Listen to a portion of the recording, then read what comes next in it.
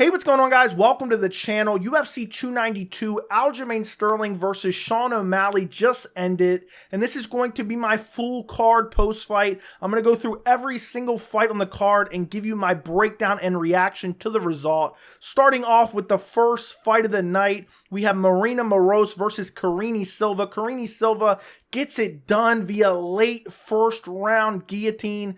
Early in the round, Maryna Moroz got stung nasty with a left hand. She clinched up for a bit. Nothing really happened in the clinch. They broke from the clinch. Then Karine Silva gets her down, controls her for a little bit. Maryna Moroz attempts to get up, goes right into a guillotine. Karine Silva finishes her literally almost right at the buzzer. I think it was called a 4 minutes and 59 second submission guillotine in the first round. Karine Silva looked very good in this fight. Her jiu-jitsu was better than Maryna Moroz, which I don't think anyone really questioned that too much, but Moroz has good jiu-jitsu and even submitted Karine Silva, I think it was like 9 or 10 years ago. But Karine Silva, the faster, the more athletic, the more powerful, and clearly she had the better jiu-jitsu as well, getting the late first round submission. I thought this was an impressive win for Karine Silva. Her last fight, super impressive knee bar or heel hook early in the first round. Now she gets a first round guillotine against a decent opponent in Maryna Moroz. Very impressive performance. Moving up on the card, Andrea Lee versus Natália Silva. I hate this fight. Natália Silva, I thought she's a future contender. I thought she's maybe even a future champion. She brutalized Andrea Lee in the first round, beat her up with head kicks, landed good combinations, bloodied her up, busted her up with a jab. I think she hurt her in the first round with a jab. Then after that, she just coasted. She just coasted. Now, I thought she won the second and third round, but honestly, I thought it was close enough that the judges could have messed it up. I thought Natália Silva should get it done, probably 30-27. Second round, really just coasting, not doing much, just circling around, throwing head kicks at range that aren't even really landing. They're hitting nothing but air. Andrea Lee kind of pressuring a little bit. Natália Silva starting to slow down. Third round, Andrea Lee started to come on a little bit stronger, pressing forward, throwing some leg kicks, just really looking to kind of take it to Natália Silva. Natália Silva just kind of circling, throwing a head kick, missing, circling. Now, Natália Silva did have a late flurry in the third round, which I thought won her the third round, but she just coasted. I thought she won this first round, and I thought she coasted in the second and third. Super unimpressive, in my opinion. I feel like she could have finished Andrea Lee, and instead she just coasted for the entire second and third round. So I'm kind of down on Natália Silva with this performance. And Andrea Lee, horrible fight IQ. She never even attempted to grapple in this fight. Never even attempted to grapple in this fight. They told her in the corner, look for a takedown. I thought maybe she might have a grappling advantage in this fight, even though Natália Silva, super athletic. But she didn't even try. She's getting literally beat up on the feet badly in the first round. Bloodied up so badly that somehow Joe Rogan thought her hand was bleeding profusely and it was coming out of the glove. But she was that bloodied up. I think she was bleeding from the mouth, bleeding from the nose. She might have had a cut on her face. I don't remember. But she was getting beaten up pretty bad in the first round.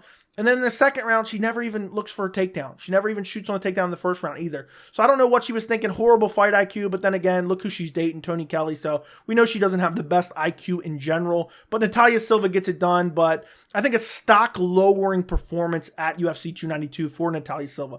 Moving up on the card, Gerald Meerschaert versus Andre Petroski. Andre Petroski gets it done via decision. I believe it was 29-28 decision.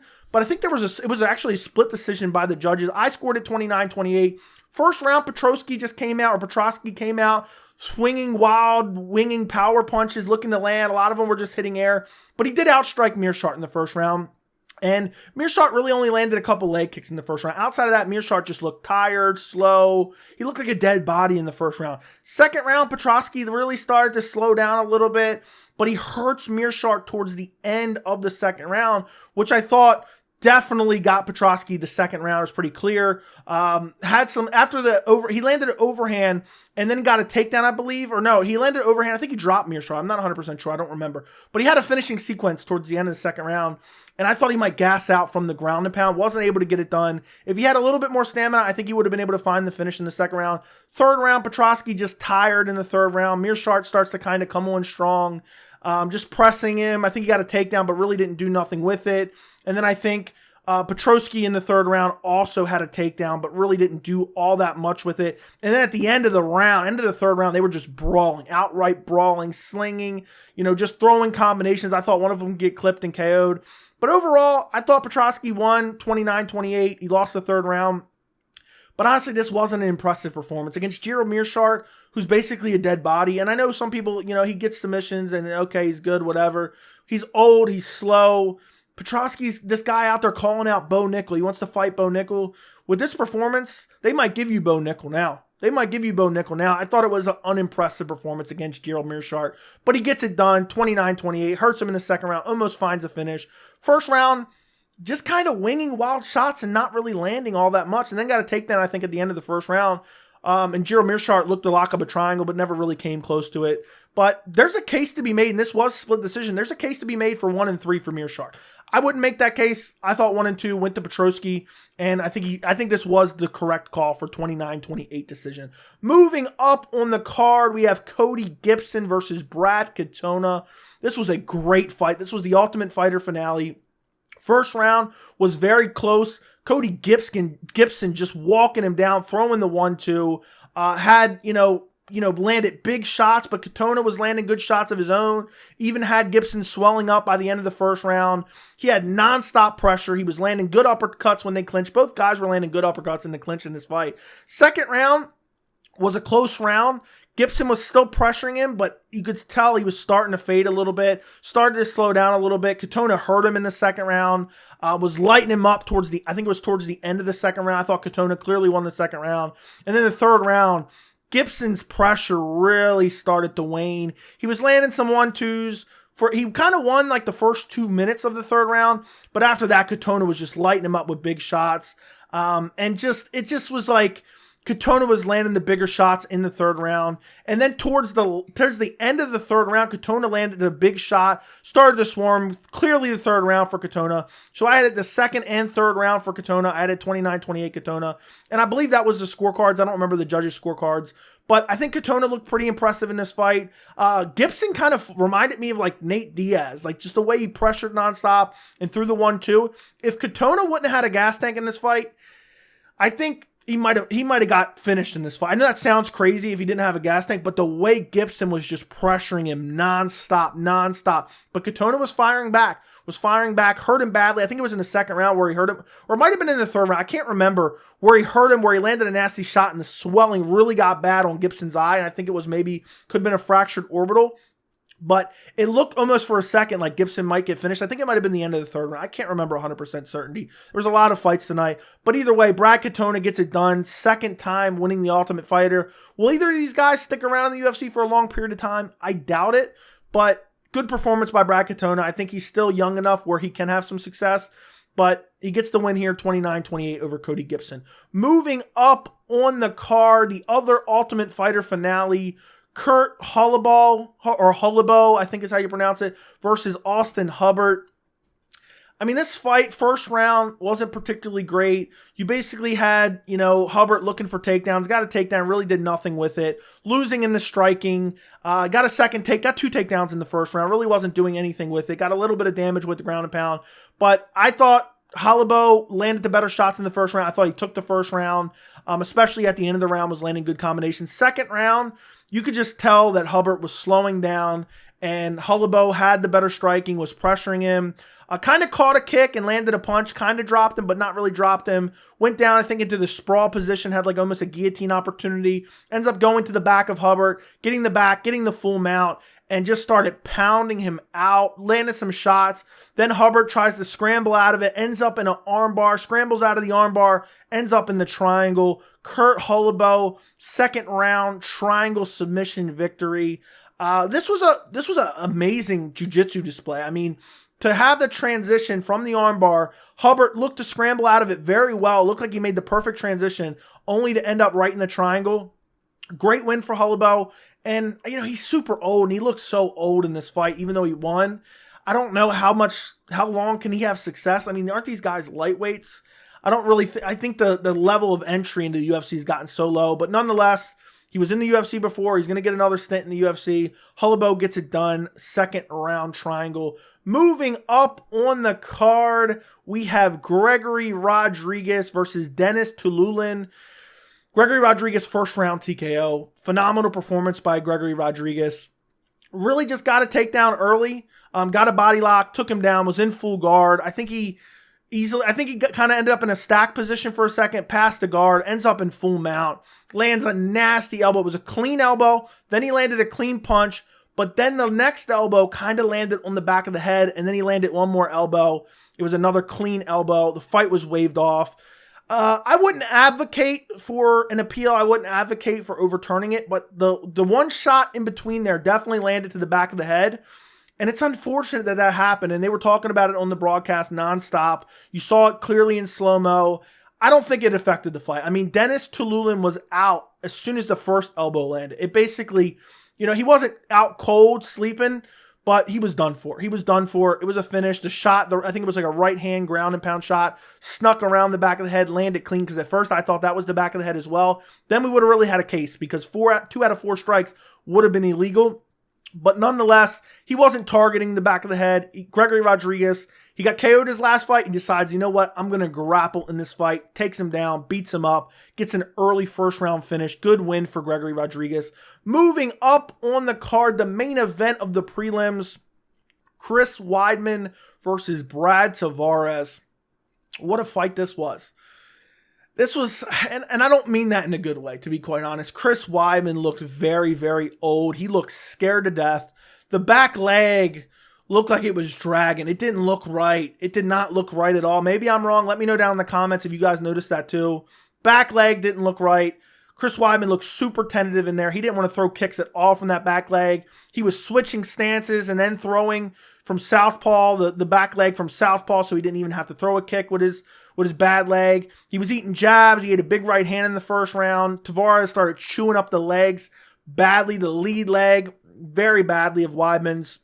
And second round, more of the same. Tavares just destroying the leg multiple times. He would eat a leg kick, and then it would almost look like Weidman was going to go down from leg kicks. I mean, he was getting destroyed. He started switching stances. When he switched stances, he was checked with the bad leg, or the formerly broken leg, whatever you want to call it, because the bad leg is now actually the healthy leg, but the one that broke is now the lead leg. He started checking leg kicks with that leg. He was checking most of the leg kicks with that leg. Maybe it was just out of fear, but he was checking leg kicks with that. But Tavares still landing good shots. Weidman's, both his legs in this second round started getting kind of chewed up as well, because the formerly broken leg that he now switched stances to was getting beat up a bit, even though he was kind of checking a lot of those. There was groin shots in every single round. The back half of the second round, Weidman started to put on some pressure and land some shots, but it's not enough to overcome the nasty damage, the leg kick damage from Brad Tavares. Then the third round, Tavares was like stalling in the third round, like he knew he had it. Weidman started, pressuring him a bit and landed some shots off the pressure. Throughout this fight, Weidman shot on some takedowns, literally couldn't find a takedown to save his life, never even got close. And you had Tavares landed some more leg kicks in the third round, stuff all the takedowns. Weidman started kind of coming on strong late. I thought all 3 rounds went to Brad Tavares. Brad Tavares kicked Chris Weidman's legs to death. It was not fun to watch. Even though, it was mainly not the broken leg, it was the other leg, it was still just hard to watch. And Weidman, he's 39 years old. I think it's time for him to retire. He came back. He's former champion. He proved everything he ever needed to prove. He never needed to come back. The takedowns weren't there. This is a shell of himself. I watched Weidman come up. I watched Weidman in his prime. I watched Weidman when he's undefeated. The wrestling I saw there tonight, and Brad Tavares, don't get me wrong, he has decent wrestling. The wrestling I saw from Weidman tonight was a shell of his former self. He was scared to strike. He was scared to throw kicks. The back leg did not look right. It did not look healthy. I was almost questioning how he got cleared. And I just think maybe he needs to dip his toes back in. Maybe it's ring rust. Maybe give him one more fight and give him a winnable fight. And maybe he can retire after that. But almost 40 years old, coming back from a catastrophic injury, I'm happy for him. I'm happy to watch him walk out. The Tom Petty won't back down. But I think it's close. It's very, very close. I understand maybe he doesn't want to go out on that catastrophic injury, but then also now he doesn't want to go out on a loss.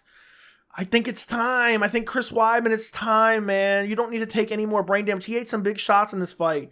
And he had some horrific leg damage in this fight. He was in a wheelchair after the fight. That's how bad Brad Tavares beat up those legs. We saw some nasty leg kicks at UFC 292. But Brad Tavares gets it done, 30-27 decision. Moving up the card to the main card, we have Marlon Chito Vera versus Pedro Munhoz. This was a great fight. The first round was razor close. Munhoz was more active, throwing a lot of leg kicks, throwing a lot of volume. Vera was pumping the jab, busting up Munhoz with the jab. Honestly, the first round, the commentary made it seem like Munhoz was winning. And I feel like a lot of people thought Munhoz was winning, and I thought the judges might even give it to Munhoz. But I thought Vera landed the more damaging shots in the first round. And also early in the round, not that it really matters unless it's tied, but Vera, I think, caught a kick and took Munhoz down early. Didn't really get on top of him, but just kind of tripped him down. So even if you want to say the striking is tied, the damage is tied, Vera did have the takedown, so maybe you could edge him.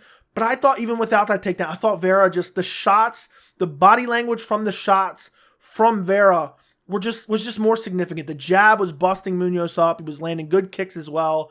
It was a super competitive round, super close round. I thought Vera won the first round. The second round was even closer. It was razor close. Munhoz landing some big right hands, but really no effect. Like, you could see it was a big right hand, but there was no effect from Vera. There was no effect when Vera ate it. He just kind of continued to move forward and do what he needed to do, throw kicks himself. Munhoz had more volume in the second round. I thought Vera kind of landed more damage. Now, I thought, honestly, if there was ever a draw of the round, I thought the second round was a draw round. Vera landed a couple big shots in the round, but Munhoz landed way more shots and landed some good leg kicks, and I think even landed some good body kicks. I kind of leaned Munhoz, but then I started to lean Vera. I officially, on stream, I said, look, I barely scored for Vera, but honestly, if it was up to me, I'd say that's a 10-10 round if I've ever seen one. Third round, Vera really starts to come on strong, just jabbing him to death, landing good combinations, busting him up, absolutely brutalizing him in the third round. If it would have been a 5-round fight, Vera would have found a finish in the fourth or fifth.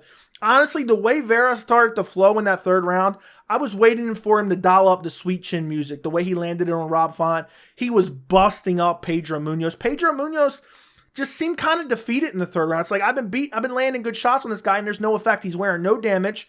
He doesn't look tired at all. The mobility from the leg kicks doesn't seem to affect him at all. I mean, is Marlon Chito Vera on something? Dude looks like he's made of steel. He doesn't wear any damage, and even the leg kicks didn't seem to bother him in his mobility at all. I mean, I don't know that Marlon Vera is going home sore at all tonight. I don't know. But I thought Vera won the third round, so bare minimum, I thought it should have been 29-28 for Vera.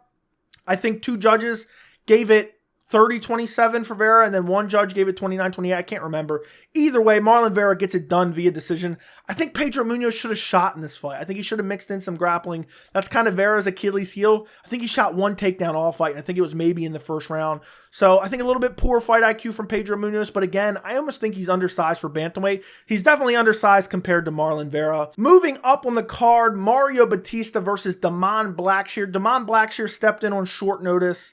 Fought literally last week. Mario Bautista gets it done via decision. I had a 29-28 decision.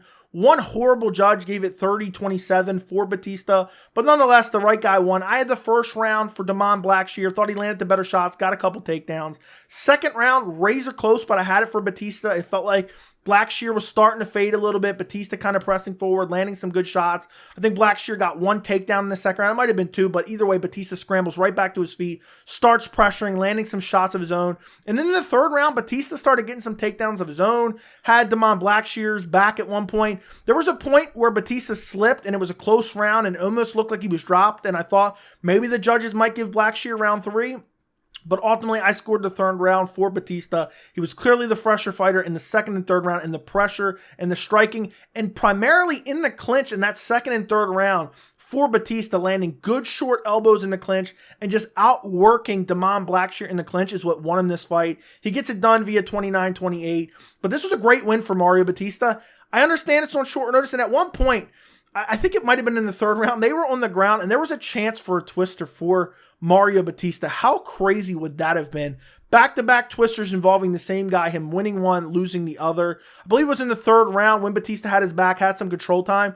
But you could just tell that back-to-back weight cuts for Blackshear just kind of weighed on him. The stamina wasn't as good. He started to fade. It felt like he was definitely the better fighter in the first round. But as he started to fade, the grappling advantage wasn't there anymore. The pop in the shots wasn't there anymore. And then it was just like Bautista was outworking him.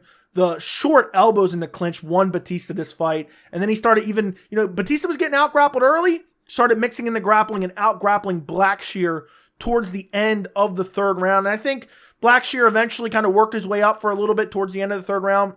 But nonetheless, it wasn't enough. It was too little too late. Mario Bautista gets it done 29-28. Moving up on the card, we have Neil Magny versus Ian Garry. Ian Garry gets it done via decision. I think one judge had it 30-24. I have no problem with that. Garry beat the crap out of Neil Magny in this fight and just chopped his legs over and over and over again. Literally took Neil Magny off his feet with the first 2 leg kicks, was just destroying his legs in the first round. There were some clinch positions in the first round. Garry was kind of cheating by hooking his arm over the cage and grabbing the fence a little bit, but I don't really think it affected the fight too much. You just had Garry for the entirety of the fight, just chopping his legs. And even early in the first round, you had Neil Magny, where Garry would chop his legs, drop him, and then back up, and Neil Magny would drag his ass, just start butt scooting across the canvas. Absolute embarrassing performance for Neil Magny. Second round, Garry just destroying the legs more and more and more, and then mixing up the kicks upstairs. I think in the first or second round, Garry landed a front kick to the face as well. Started mixing in the high kicks because Neil Magny was so worried about the leg kicks. Third round, same thing. I thought the third round could have been a 10-7. It got close to a stoppage. I thought for sure it was going to get stopped in the third round. But Garry just chopping the legs, mixing it up upstairs, landing good combinations, and just absolutely demolished Neil Magny. And I'll tell you this right now, Neil Magny's son is somewhere training leg kicks as we speak, because that's Neil Magny's weakness. Garry went out there and exposed it badly. I don't think this was a significant test for Garry because we really just saw Neil Magny on short notice, but Neil Magny has decent grappling. Wasn't able to have any effect in the grappling against Garry in this fight. Had nothing. And Neil just had nothing to offer in this fight. I mean, I don't know if he landed one shot. In this fight. That's how bad Garry beat him. Garry, I know a lot of people, he's rubbing a lot of people the wrong way, and people are saying, oh, he's cringy and this and that. Garry, I'm president of the Garry fan club now. He's calling out Neil Magny for bragging at a press conference about beating his kids. Garry beats him up, is flipping him off, is having genuine moments, doesn't like this guy, beats him up, shows an amazing display of striking. I'm not going to elevate Garry, like say, oh, he's championship caliber off a win over Neil Magny and his hairline. But I think this was a natural progression. I think this was, even though I was disappointed we didn't get the Jeff Neal fight, I think this was a more natural progression to get Garry some kind of much needed testing towards the top 10 of the division, because Neil Magny, I think, was ranked number 11. Garry went out there and proved, I mean, he made Neil Magny look like he needs to be cut from the organization. He might make an appearance in a future video. But Garry, super impressive win. I know some people are going to say, how didn't he finish him? I thought there was multiple opportunities for Keith Peterson to step in this fight because of the leg kicks. I mean, he also dropped him 7 times from leg kicks. Neil Magny was grimacing badly and really just had nothing. He was just getting bullied in this fight. He calls out Wonderboy afterwards. I think Wonderboy saw him in the clinch and turned him down immediately. I think Wonderboy said, nah, I don't want this fight. And apparently Wonderboy already turned down Garry for this fight. I believe on this card, Dana White must have offered Wonderboy this fight once Jeff Neal pulled out. Wonderboy said, absolutely not. Absolutely not. I don't want Garry either. So Wonderboy, at this point, he needs a whole nother video for cutting Wonderboy from the organization as well. But Garry, statement win. Can't wait to see who he fights next. Would like to see that Jeff Neal fight, but it seems like Jeff Neal has problems making it to fight. Seems like he misses weight, so I don't know if that's the fight to make. I'd love to see the Wonderboy fight. I'd love to even see a Shavkat Rakhmonov fight. I don't think the UFC is going to make that. I think Garry looked good tonight, and I actually like Garry, the way he's acting recently, even though a lot of people, he's getting a lot of hate because he has an Irish accent and he's like a Conor McGregor wannabe. Moving on to the co-main event, Weili Zhang versus Amanda Lemos. What a beating. What a beating, but somehow Amanda Lemos still wins a round. Somehow she still wins a round. The first round, Weili took her down very quickly, caught a kick, took her down, absolutely destroyed her, almost finished her in the first round. Towards the end of the first round, Lemos almost had a darce, but luckily Weili addressed it perfectly, got the side control, never really got, in trouble there, but it was locked up pretty tight. Second round, Lemos landed some good power shots early, but then Weili got her down, dominated her again. First round, I scored 10-8. Second round, I scored 10-9. Third round, another dominant round by Weili, took her down, controlled her, beat her up. You had Lemos work to her feet and land a couple elbows in the striking. I thought, honestly, 10-8 third round as well. Fourth round, Weili looks like she was exhausted from the grappling. Lemos kind of landing on the feet. I I think Weili got one takedown, but Lemos got back up and was landing good shots on the feet. I was worried for Weili in this 4th round. I gave it to Lemos 10-9, but it was debatable. You could give it to Weili. 5th round, Weili dropped her with a right hand, almost finished her multiple times, had her in the crucifix, had her arm trapped, had her up against the fence, was just smashing her. Eventually, they got back to their feet, and Weili was landing side kicks, literally landed a side kick to Lemos's tits, and her breast pop out mid-fight. But Weili Zhang, 5th round, 10-8 round, in my opinion. So I had 3 10-8 rounds. I had a 10-9 second round, and I had a 10-9 4th round for Amanda Lemos. So I had it 49-43. Weili's grappling looked impressive. Her scrambling ability looked impressive. Her submission defense looked impressive. Her fight IQ looked impressive. Everything looked impressive. She did leave her chin out there. Lemos cracked her with some good shots in this fight. Had me a little bit nervous, but Weili Zhang gets it done. Utter domination. Absolutely destroyed her. Avoided submissions. Out-grappled her. Had a perfect game plan. And I don't know what more I could say about Weili Zhang. She's so good. She's so elite. She's so well-rounded. She's constantly improving. And Amanda Lemos has very good Brazilian Jiu-Jitsu. She has very good power in her hands and good striking. Weili Zhang went out there with the perfect game plan, took her down, dominated her, almost found multiple finishes throughout this fight. But Lemos was just so durable. She was so durable. I don't know how she was surviving, especially in the 5th round when she got dropped badly. She's constantly scrambling. There's multiple times throughout this fight that Amanda Lemos could have looked for a way out. She did not. She was able to survive. She was able to get to the decision. Weili Zhang gets it done. Defends her strawweight belt. I'm looking forward to potentially Weili Zhang versus Yan Xiaonan in her next title defense. I think that'll be a great fight, but Weili Zhang proves again why she's one of the best women's MMA fighters in the entire world. Moving on to the main event, we have Aljamain Sterling versus Sugar Sean O'Malley. Now, I did a full video breakdown about 20 minutes long. It's already on the channel. I'll link it down in the description if you want to go check it out, but we're going to break it down in this video as well. Sean O'Malley gets a 2nd round TKO.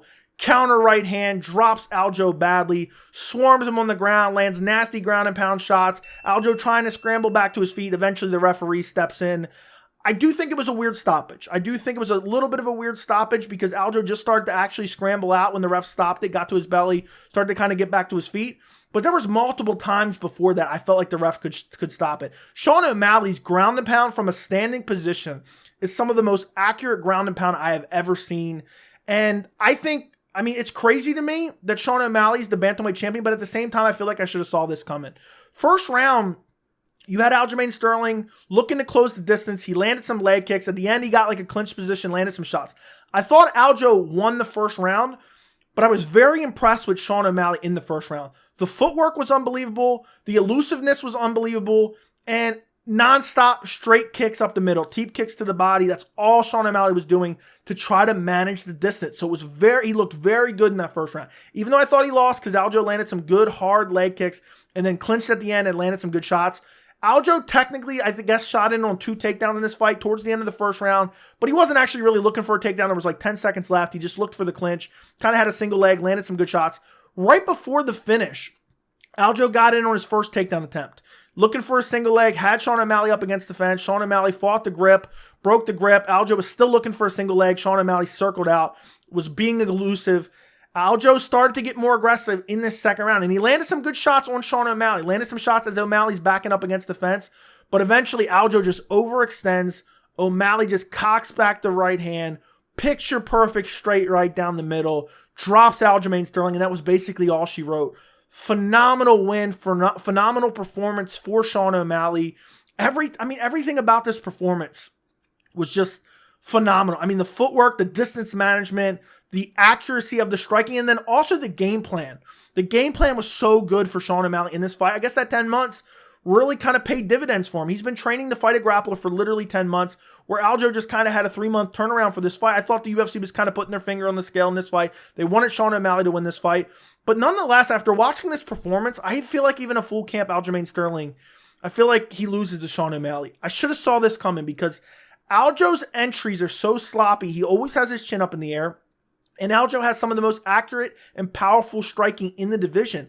And if he can use his footwork to avoid getting pushed up against the fence and avoid the body lock takedowns of Aljamain Sterling, he's so accurate, he's going to find that chin. And man, did he find that chin in the second round and put Aljamain Sterling down. And what a win. I mean, say what you want about the Petr Yan win, because I think the Petr Yan win for Sean O'Malley was a robbery. But to have back-to-back wins on your resume, Petr Yan and Aljamain Sterling, talk about a resume builder for Sean O'Malley, who has one of the worst resumes ever, but now it's slowly kind of trickling into becoming a great resume because of those 2 wins. But going into this fight, he had 1 win over a current fighter on the UFC roster, and that was Petr Yan, which I thought was a robbery. But now he goes out there against arguably the GOAT of bantamweight and puts him away in the 2nd round. I mean, you can't compliment that enough. It was a phenomenal performance, and what an inspirational story. You go back to 2020. Sean O'Malley gets his legs brutally chopped. He gets shucked to the ground and then brutally flash KO'd with ground and pound elbows from Marlon Vera. And then Sean O'Malley was stretchered out of the cage with no serious injuries. And now he, many years later, 3 years later, and that's not even a long period of time, honestly. 3 years is not that long, especially Sean O'Malley, who's very young, goes out there and TKOs the bantamweight GOAT and Aljamain Sterling to become the new bantamweight champion and leaves with no serious injuries. And he wants to fight Marlon Vera in December, which I think is a bogus title fight. I don't want to see that at all. You had Tim Welch whispering in his ear, Marlon Vera needs his ass beaten in December, because you look at the current bantamweight division, you have basically Merab Dvalishvili, Corey Sandhagen are the potential #1 contenders. Then you kind of have Marlon Vera, who's coming off the win over Pedro Munhoz on the same card. They have that backstory.